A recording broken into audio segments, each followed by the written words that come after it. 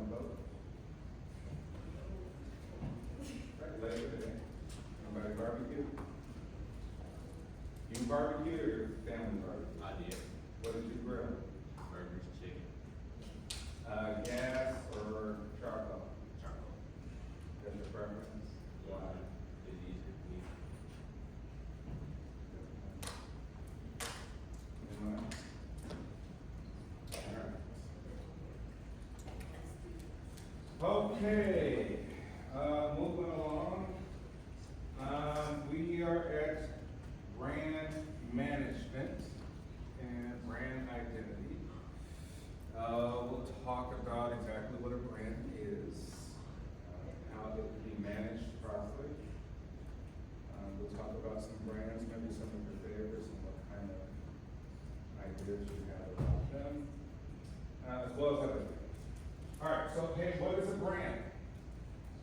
From your own words, what is a brand? The word is thrown around all the time. Right? We use the word brand, branding. What does it mean? From your own brand. Yes. Like the identity of, or like the identity or idea of something, not something like a person or a business or something like that. Yeah. Right, we can say it's a concept, mental concept. It's like, hey, if you think about someone person, you're like, man, what's the concept you have of that person? What's the image? Like, man, have a positive image about that person. What about it? Some of their characteristics, maybe the sense that enjoyment that they provide to you. Yeah, I like that around that person. And other people are like, oh no, I don't like that person. Why? I don't know, bad vibe, bad reputation, unreliable, too much of a headache, too confusing, makes sense. It's the same will go with a person. So a brand is up here, right? In the minds of customers. Customers think about a company, a product, service, and they have an image. And that image should be tweaked at any point in time, right? You're just like, hey, if there's allegations against you, you would suffer some sort of reputational harm. And you're like, well, I'm not guilty, right? It doesn't matter. It's the court of public opinion, right? People make up their mind regardless of facts. The discussion I kind of had with somebody, right? We're talking about the truth. As if humans have a preference for not the truth all the time. This, what we call the ugly truth. So yes, branding involves a mental concept or perspective about what a company represents. So, what branding is not? All right? We may think like, hey, your logo. I'm like, no, logo is a logo. A logo is a symbol. It's to convey or represent something, but it's not the totality of a brand. Okay, a slogan or a tagline. I'm like, okay. It sends a message, don't mean I have to receive that message. I can say just do it. Right, it means nothing. Right? Why? I think I don't know. The advertising, the product, the company, people involved is not resonating with just do it. That's not my perspective, but I did have this perspective. So yes, so when we think of branding, think of yourself. What do people think of you? With all your attributes that we have to offer. Right? Think of people around you as potential customers. Will people buy into you as a person? Are you convinced that? Are you persuaded? Right? It's really what it is about. All right. All right, so what we'll learn in this chapter, hey, how does brand image affect customers, other businesses, and the company itself? And what type of brands and brand names the company use? What characteristics do affect the logos exhibit? How do marketers identify, create, rejuvenate, and or change a brand's image? right? We could say, hey, branding's evolutionary. You either adapt or you die, right? You're like, hey, things are changing out there. Think of the political shifts. You're a CEO, you're having private meetings. Oh man, do we start saying more conservative stuff in our messages? It's not money. Wow, if we say too much conservative, I think the liberals would be insulted in their own heart. Or should we go with the liberals and put more progressive messages, advertising, communication out there? Right? But if we do that, then the other side will say, I don't like it. Boycott, right? So you're like, hey, there's a dance. What do? Effectively, you have to, look at some data and make a choice. Right? But it's the messaging. People are going to be chatting about us on Twitter all day. Right? Trying to say, hey, I don't like that anymore. They sound a little too conservative. A little too liberal. Right? And a lot of companies have suffered either taking one side or the other, like actually just involving themselves too much into politics, which is probably the wrong thing to do. Some companies can withstand it, means like, hey, people love the product so much, honestly, I don't care. I don't care what you say, right? But that's exactly right. Let me ask you, have you made an observation of companies out there that you feel that have maybe become progressive from a communications perspective, like a marketing communications perspective, or become like progressive in the way that they communicate with customers? Have you observed any companies like that?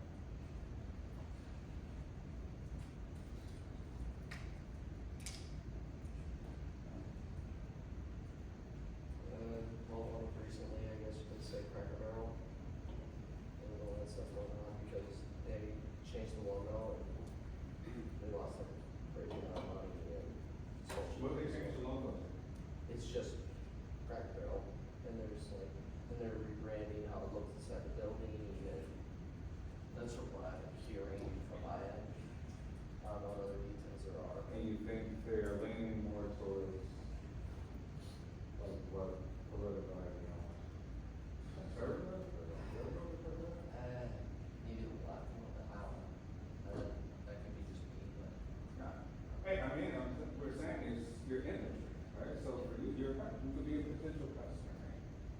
You can see a Cracker Barrel on the side of the road and keep driving. I mean, it's either left or right. I mean, it's just like kind of getting rid of, like, if people think that, at least for me, some people would say that it's kind of foamy a little bit because of like that kind of old texture inside the building, and people feel like it's kind of a good feeling to be in there. Okay, yeah, that could be something. You're like, hey, you know what? Cracker Barrel, it used to have a certain aesthetic, a certain feel. It felt old, which we liked. We came in for the feel, right? And it made us feel like going down south, right? Where they had a little caught up, and maybe not trying to catch up with them before. And now you're like, hey, you know what? They're starting to a little modernize a little bit. Maybe in the minds of potential customers and current companies, modernity means progressive, which means. It's like why sometimes you feel really bad. Yes, right? You're like, hey, if that was your original brand and you're changing it, myself, right? You're saying, hey, you didn't adapt correctly, right? There's still a lot of people out there that love old world things. Could you think of any other companies that you feel that maybe have taken political stances that maybe even help them in some sense or hurt them?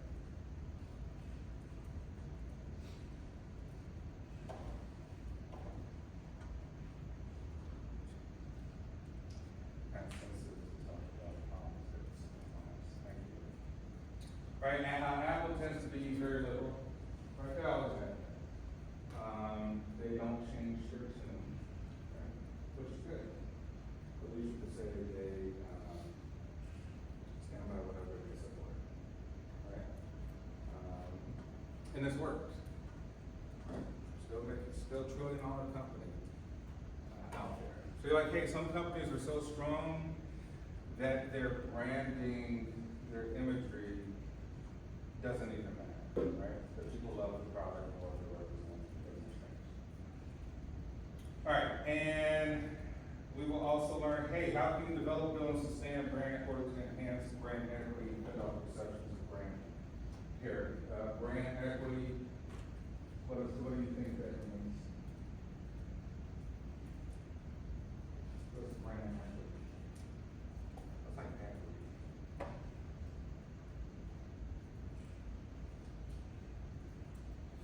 Right, you're just saying, hey, really value the value of it all within a brand. Like, what is the value, meaning that, hey, you have some sort of uniqueness. Right? You have some sort of uniqueness about you as a brand. Whereas parody, like, hey, you're not so different than a lot of the people. I can barely tell what's so different as you and your competitors. I'm confused, you know. I think you are all the same, right? That could be brand parody. Like, there's a lack of uniqueness, right? And then we'll talk about current trends of how they affect private brands. What are private brands? Anybody know what private brands are? Anybody shop at Costco? Anybody buy Kirkland? Right, hey, Costco has its own private brand, Kirkland. Target has its own brand, which is like good, what is it? Good something? Hmm? There you go.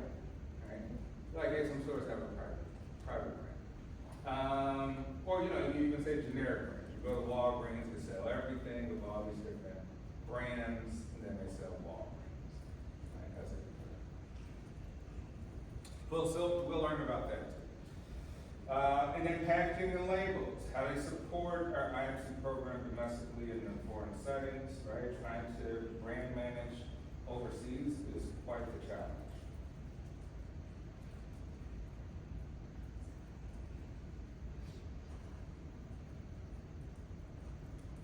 All right, when we say, hey, you know, branding is in the minds of consumers. What you want to have is a consistent brand image, right?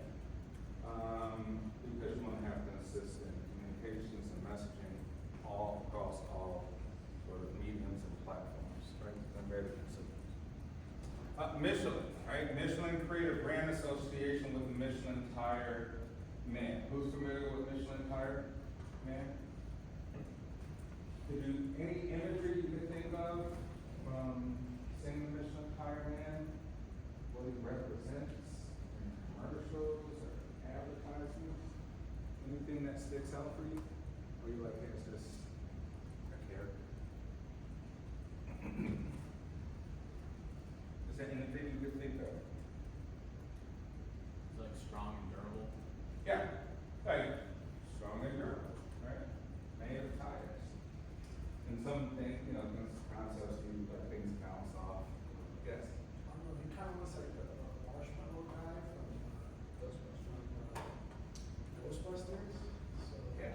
And I'm pretty sure whoever designed that thought of it, right? They probably want to get it as close as possible without any kind of infringement, right? Some sort of copyright or something of the sort, right? Because like, hey, how do we design an entire character that people will remember? Usually you already pick a reference of a strong character that people already know, right? And maybe draw like some sort of important characteristics about those characters, right? Because that way it's easily relatable. All right, so durability, reliability, safety, key concepts for consumers, right? Michelin is also devoted to safe driving and car care. So we say it's a stable company with a consistent brand image. Michelin keeps it simple. With safety, reliability, that's the brand image, we're not trying to do too many creative things to convey that. We don't wanna get you confused, we want to keep it simple. Successful, it's been around for quite some time. Here we get Rev Select. I never bought this. Deal. But what does this convey to you? What does this image convey? What do you think is the communication?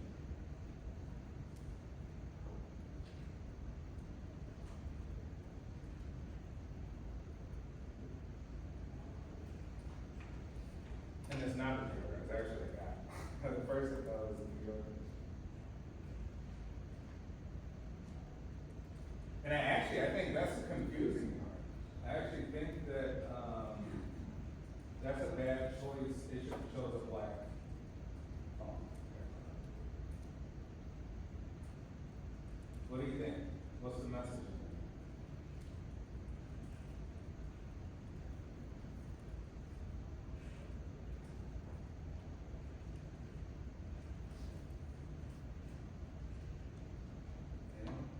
Is it confusing? And you're like, hey, I don't even know. I can't. Yes. Yeah. It's like they're trying to, getting access to like equipment easier. I'm not totally sure though. But how so? Where in this image do you see that? It's mobile access. So like, Okay. you're like going in store or Okay. Alright. And then right here, do you have something? Sir? Kind of pretty much same thing that she said, very much like I feel like we should give away just shopping for, stuff that we just perform, like equipment or garage, or, It really conveys that in the image? I feel that way. Alright. I mean, initially I thought it was supposed to be like a performing simulator game, and then like they said, when you look, it says like find your red graph. It's very confusing at first. Hey, like, there's no real image or wording or anything that kind of said like exactly what it is. Anyone else? Right, I think this is kind of bad. I just think this is probably bad advertising. Okay? For one, it's not interesting at all. They just put a little root ball at the bottom of the phone. I do think using that white phone is bad. It looks like a deodorant. Okay? All right, some elements of brand image. We say, all right, it is the perception of customers, it's a mental concept, but the mental concept involves a ton of elements, right? In our minds, we're thinking about characteristics of the products, of the service. So we get things like tangible elements, like physical things, so we may think, right? Hey, we think about, hey, where do they sell that at? Right, yeah, I think of a specific brand, where do they sell that brand at? We just say Target has one, and they're not gonna sell it anywhere else but Target. Which means you have to go to Target in order to usually get it outside of whatever, like an eBay, or maybe like an Amazon or something, right? Could you think of any other brand that's sold at specific retail locations?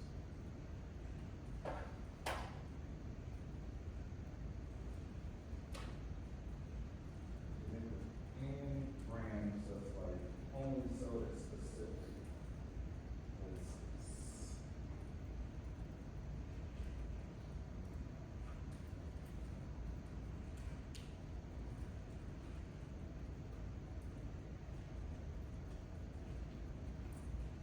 Yes. Jollibee, Okay. Jollibee, Jollibee. Jollibee, it's, New York, Hawaii, Philippines, Chicago. What is Jollibee? It's like a restaurant on like, there's very limited spots. Okay. You find it more in like Philippines. So. Gotcha. Okay, so only, it's, exclusivity, right? Like you're exclusive to certain locations. Hey, sometimes like, hey, a strong brand requires exclusive licensing, exclusive agreements to be sold only in certain places. So you can say exclusively sold offer at XYZ, right? You can think of luxury watches, luxury goods, things of that nature. An interesting thing about, say, Ferrari, what's interesting about Ferrari in terms of brand? Or even owning a Ferrari?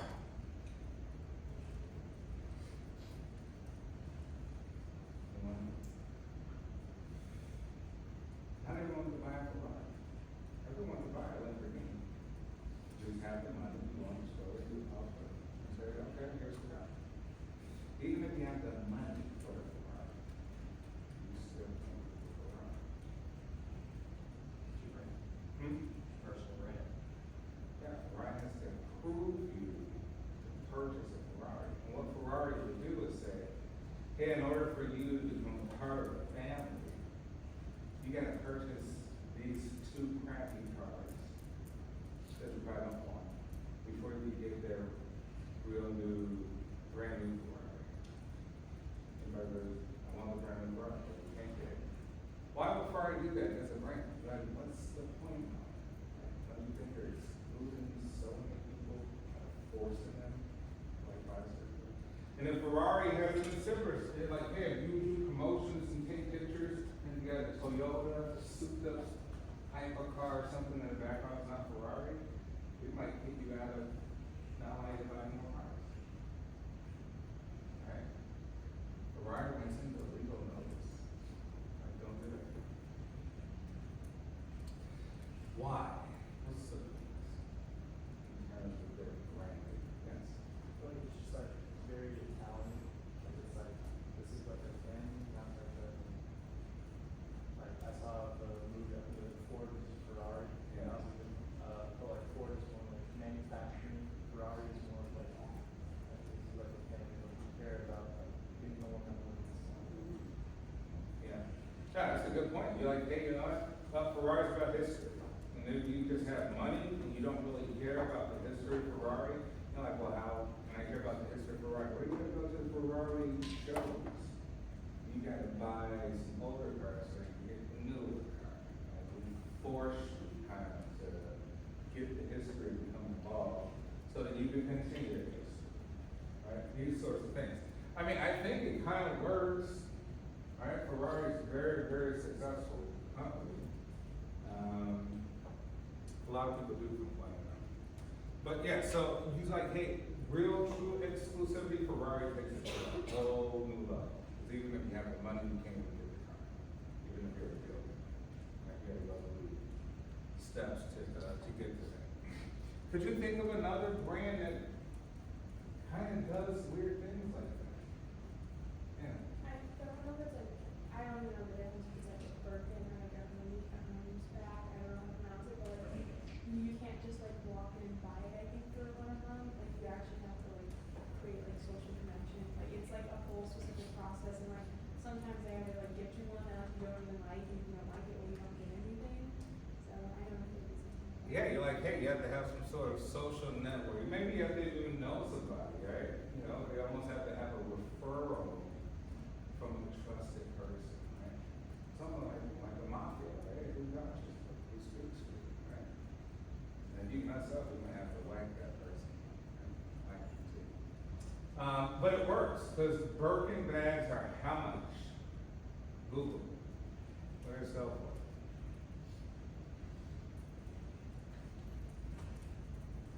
And we say this is just perception, right?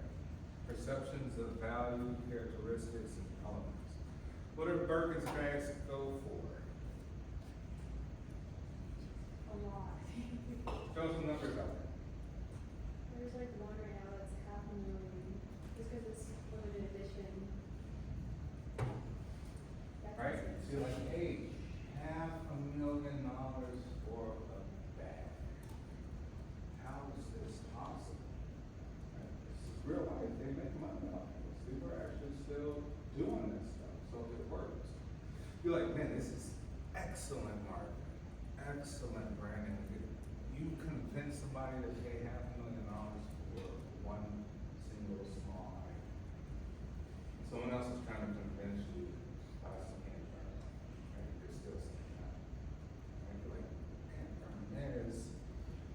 really got to the minds of people to say, this is something I gotta have, I'm going to have it at $500,000.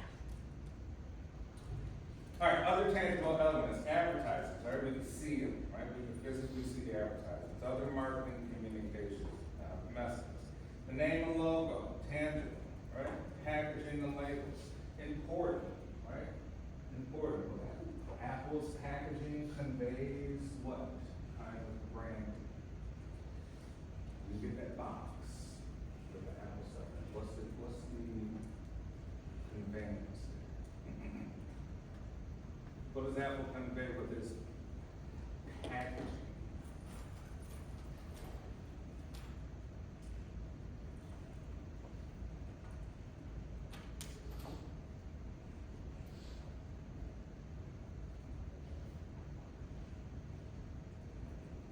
What do you think? Yes? Simplicity. Okay, simplicity. Anything else? Yes? Futuristic. Futuristic is. They keep it sleek and simple. Yeah, man, Apple boxes are just sleek. Right? Nice, clean look, simple, just with the Apple logo. They're not doing too much with it. It looks new. It looks very new. Right? Think about it, like, when you think of the color maybe white, like white wall, shiny white walls, like, oh, this is a very clean look. It means fresh. It means new. It means untouched. And then the employees. Remember I said, hey, part of human capital is a very important element in branding. If you have very smart people that work for you, that probably is a great asset in terms of branding. One of the examples I could probably get is Tim Cook and some of the other Apple sort of executives that do those keynote speeches. Like at some point, we all come to kind of know them a little bit, right? They convey some sort of intelligence that we aspire to. All right, and then intangible elements. Things like corporate personnel with the ideals, beliefs, and the conducts. When we say you get involved in politics, now you start to get into conduct and beliefs and things like that. Environmental policies, right? That's a big thing for branding. If you get caught sort of polluting the environment versus you are focused on sustainability. Corporate culture. Google, Facebook, right? Working in Silicon Valley for these companies. Right, wow, they give perks. You might have a spa at your job. Right? Free coffee, yoga classes, the gym. Right, all these perks, probably a daycare, something of the sort, right? So even knowing that corporate culture builds an image to even customers. And even to say, people within the company. And then the location and the media rules. All right, so what are some images benefiting to customers, right? We say, hey, we like all this information because it provides confidence. So think about when you're going to start your businesses in this class. You gotta convince people that purchasing from you can be with confidence. How do you do that? How do you make people confident about buying into your product? By the way, does anyone have any ideas for companies that they would like to get with your groups that you were thinking about working with?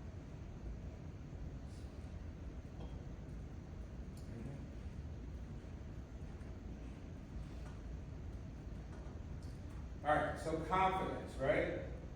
You want confidence buying, how would you convey confidence in a product, in a brand? What are some methods, strategies, yes?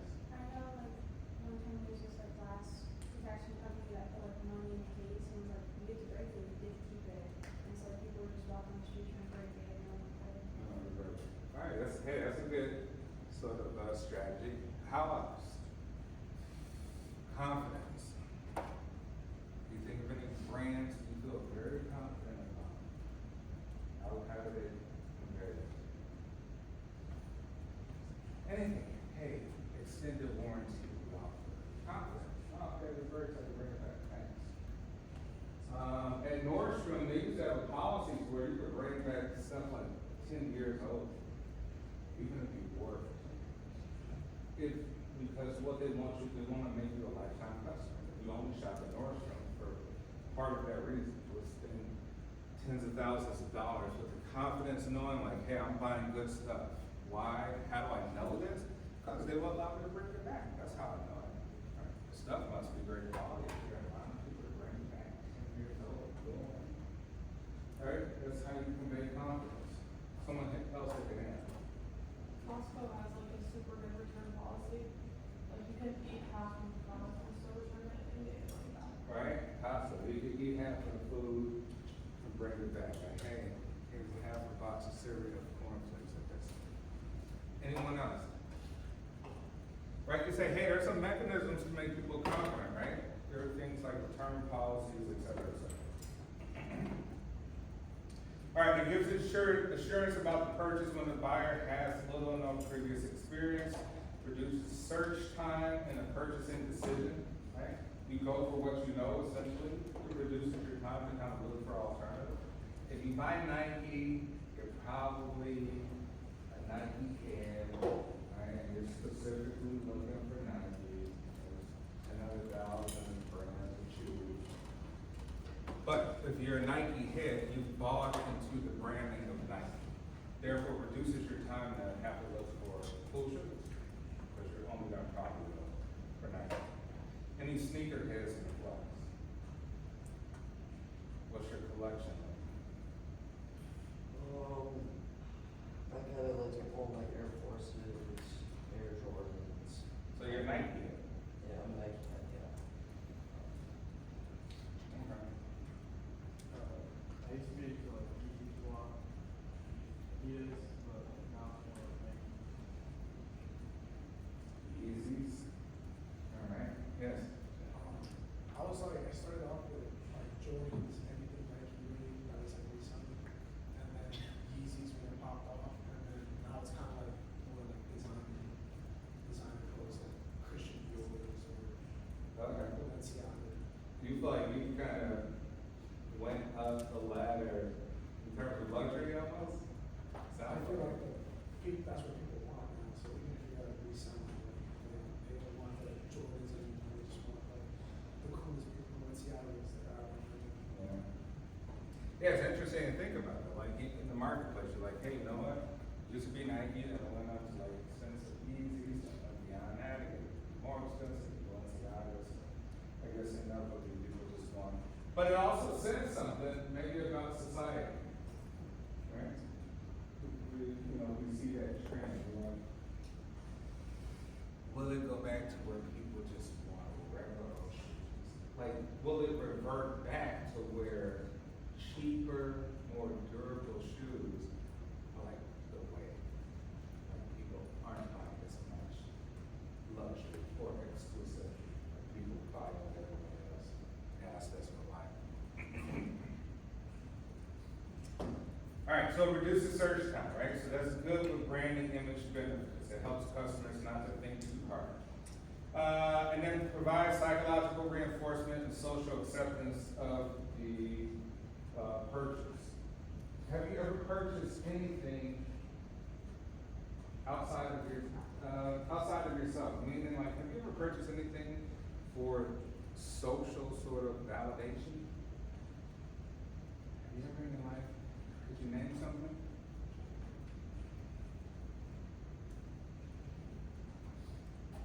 What do you think?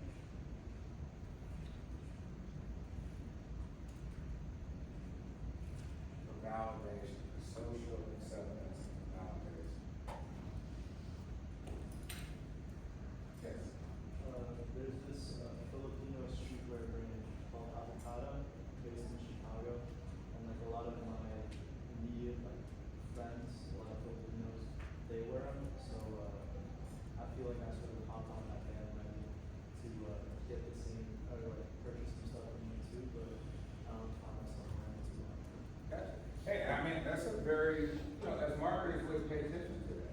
like here, there's cultural reinforcement with products, right?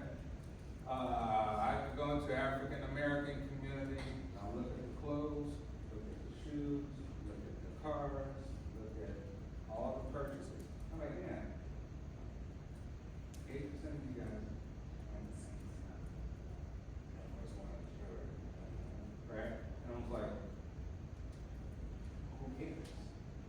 Who benefits from it is the company, right? So from a cultural framework, whether you African American, Filipino, whatever, it doesn't matter. Like, hey, there is a real phenomenon where people of similar kind reinforce one another's behaviors and purposes, right? Social acceptance. It's almost like even beyond it, like what's happening there socially, psychologically, right? People are validating each other symbolically. They're communicating just by the subtle way they're communicating. Built into sort of message, sender and receiver we saw there. In order to support a collectivism, like, hey, my culture is a collectivistic culture. Like, what's it mean? Well, the group is more important than the individual. So whatever the group does spreads out to the individual. Whether even an individual may want to do so or not, unconsciously we're still going to do it. And then there's other, say cultural frameworks. You're like, well, in American society, American society we're more individualistic, which means, so it's not that collectivism. Like, hey, I want to be so unique. I don't want to be like my group. I want to be different. I don't want to be like my cultural group. I want to be something completely different, right? A strong case, because think you can market things culturally. What are some things that are marketed culturally specifically that you can do?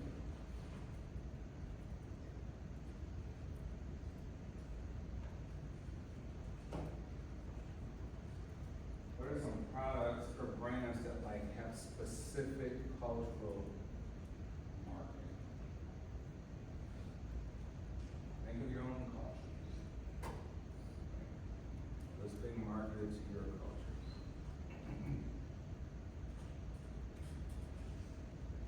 Can you think of anything?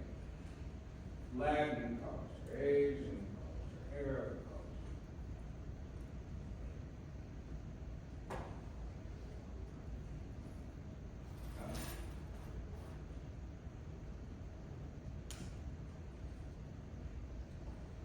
Right? Whatever it may be. It could be hats, it could be shoes, it could be clothes, it could be things for celebrations. Like, well, things for holidays. There are specific things for Jewish holidays that have to be marketed. Right? There are specific foods for Muslims. Right? Is that halal? There's specific things for all sorts of cultures, marketed for just specific reasons, such as holidays or important events.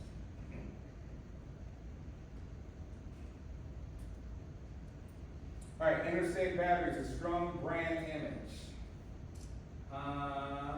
What is this? What is this sort of marketing here? What's the message? Including all things that you see.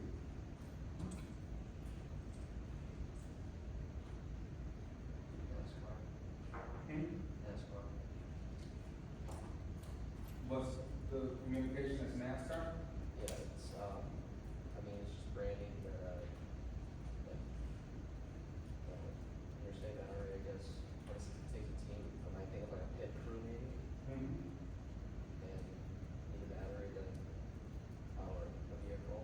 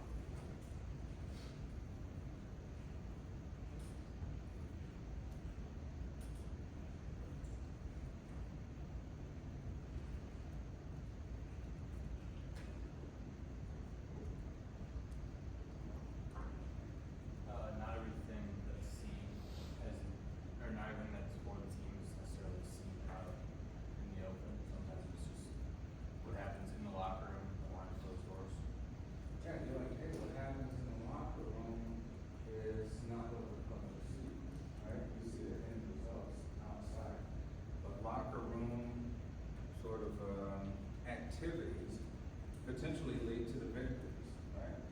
As you're having conversations, things about what to do. All right, brand image, some other brand image benefits to companies, right? We say, hey, positive customer feelings to new products, ability to change a higher price or fee. Right, so think about it, companies, we say you can come up with a multitude of brands. Here's an example, let's say Lay's potato chips, right? Or Frito-Lay. How many brands do Frito-Lay have in terms of potato chips? A lot, right? When we say, hey, you could divide the branding into creating multiple brands. Be like, hey, I have a successful product here, it's been proven that people like it. Let's say potato chips, right? Just potato chips. And then you think further than that, well, what are some relative products to potato chips? We're like, yeah. Maybe some corn type of chips, popcorn, maybe even crackers. You're like, hey, beyond chips, chips is the mental image concept that most of our customers think of when they think about our major brands, but we could divide and create smaller brands to gauge some different type of customers. And we'll charge a different price point, whether it be lower than what we did before or higher, right? So you can think, okay, why is it so many types of burritos, right? Why is it so many types of potato chips? So many different flavors, at different price points.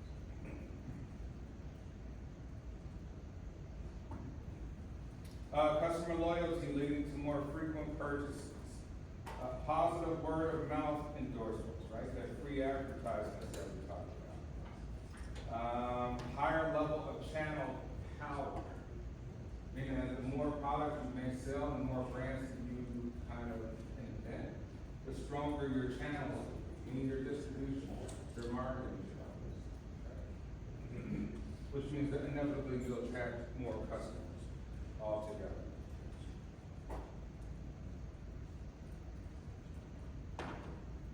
All right, so brand name. Choosing a brand name is important. Companies will spend thousands, if not even millions, on choosing the right name. Right? So we say, hey, we have things like overt names. Right? So think about when you start your companies. Right? When you talk about marketing your companies in class, like, what kind of name are you going to come up with? Will it really capture people's attention? We say, hey, overt names. What is an overt name? We say, hey, you know, in the name, in the branding, it says what we actually do as a product, company, etc. What are some names you could think of? Like in the actual branding, the actual name, it says exactly what we do. Yes, Whole Foods. Whole Foods, right? It's in the name. What else? Yes. I can't think of a specific one right now, but like heating and cooling businesses normally say the name heating and cooling. All right, something HVAC, right? Or something in Sons heating and cooling. Construction, companies typically. Yeah. Such and such construction. What else? Yeah. Home Depot. Home Depot. All right. Yeah. American Airlines. American Airlines. It's an airline. We fly. That's exactly what we do. Yeah. Ace Hardware. All right. Ace Hardware. We sell hardware things, right? So like, hey, there's some overt. Anyone else? There's some overt names, right? And we're like, hey, you know what? Maybe that's a good route. You're like, if that's our messaging out to people, it's less thinking, right? It may not be something we'll have to figure it out. It's super simple to Everybody gets it. But you say, well, it only works for a particular type of industries. Maybe it doesn't work in tech, right? All the time. Maybe you say, hey, customers have a preference for these kind of really made-up names in tech, right? Like you make up a cool, modern name, right? Add an X to it or something. Maybe that would work in the tech field. So we say it may not work as well in other markets. All right, implied names, right? These are words that contain what a company does, parts that convey what they do, right? So we say, hey, parts. Like you break up the name, shortened versions of the full name. Maybe you put them together and merge, but it still implies what you do. It's not so overt and out there. It implies. What are some examples? Brands that kind of imply what it does, but it doesn't give it the full name. Kind of like shortened.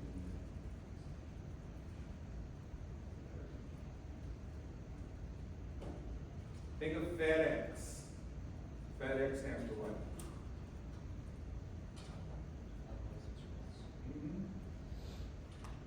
Right? Like, hey, FedEx sounds better than Federal Express, but it still implies what you do. And even if you never heard of it, you probably guess what the whole two words are, right? UPS. Okay. Can you think of anything else? Yes? Yeah. Filet chicken, right? What else?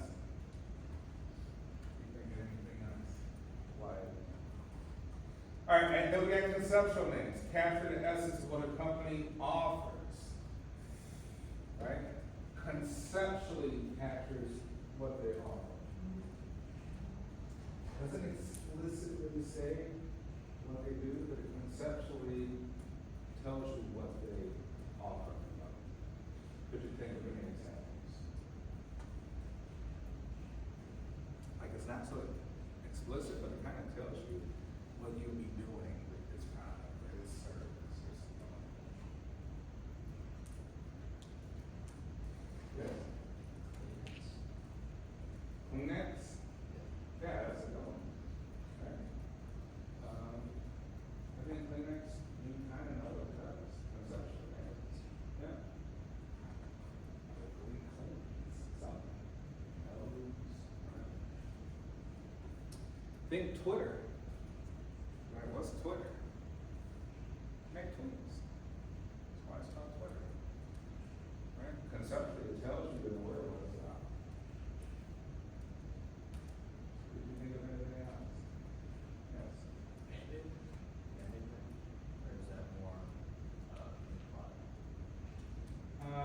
I think it's kind of a little bit more implied, but you know, sometimes they overlap, right? Like, hey, conceptually, it still kind of tells you it's advantage, hey, right? So I think there's a little bit of both. Right, so when you're working on your brands, you have to think, hey, I'm gonna create a conceptual name. This product requires a conceptual name.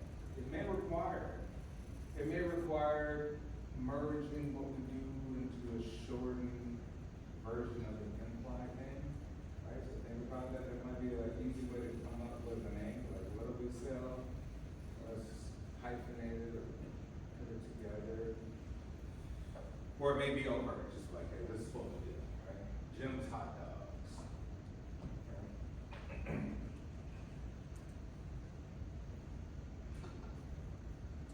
And then iconoclastic names. These represent something unique, different, and memorable. Right? The name does not reflect or imply what the company does. Such as Nike. What does Nike stand for? Nike. What is that? Nike. Or you ChatGPT. Right? The goddess of victory.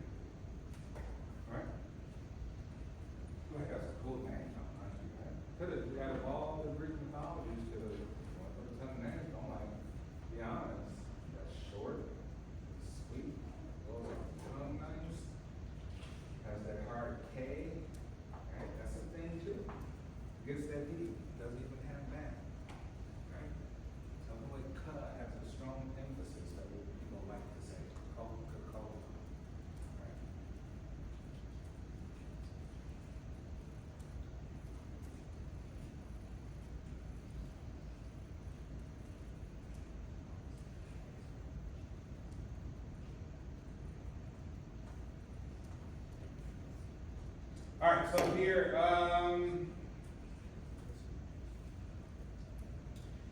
so look, going back to these names, when we talked about overt, implied, conceptually, or iconoclastic, alright, and I'll list them.